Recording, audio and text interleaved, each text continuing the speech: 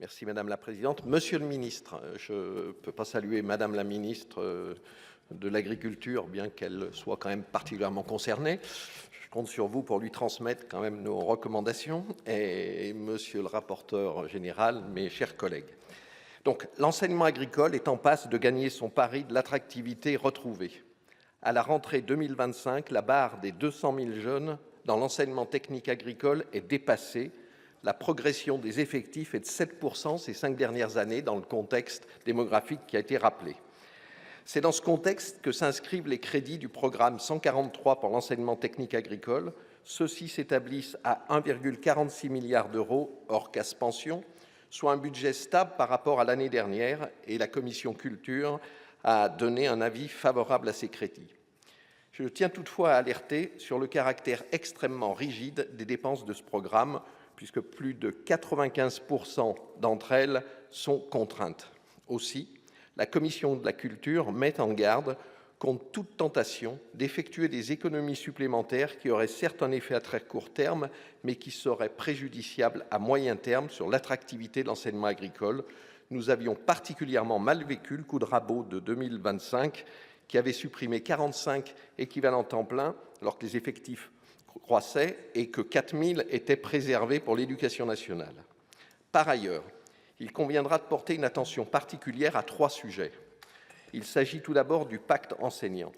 Celui-ci rencontre un succès certain dans l'enseignement agricole.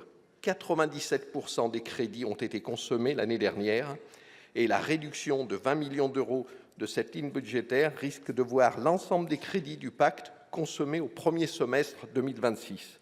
Une décision devra être prise pour la rentrée prochaine, soit abonder cette enveloppe ou bien mettre fin au pacte, mais en prenant le risque de certaines missions qui ne seraient plus réalisées. Deuxièmement, les effectifs accueillis dans les MFR sont supérieurs à ceux sur lesquels le budget a été construit, conduisant à une dotation insuffisante que le ministère aura l'obligation légale d'abonder. Enfin, un contentieux étant en cours avec le Conseil national de l'enseignement agricole privé au sujet de subventions accordées, donc il convient de prévoir une probable contribution, mais j'apprends qu'un amendement va être déposé de plus de 21 millions d'euros qui devrait donc faire face à cette problématique. Surtout, nous devons dès à présent penser à regarder vers 2030, qui est la date clé fixée par la loi d'orientation pour la souveraineté agricole et le renouvellement des générations. Je pense bien évidemment aux objectifs d'accroissement des effectifs, mais aussi au déploiement du bachelor agro. À ce sujet, quelques chiffres permettent de mesurer l'effort à faire. 10 bachelors agro ouvrent sous statut scolaire à la rentrée 2026 avec 5 équivalents temps plein. Le ministère souhaite en ouvrir 100 à la rentrée 2027, 300 à la rentrée 2030.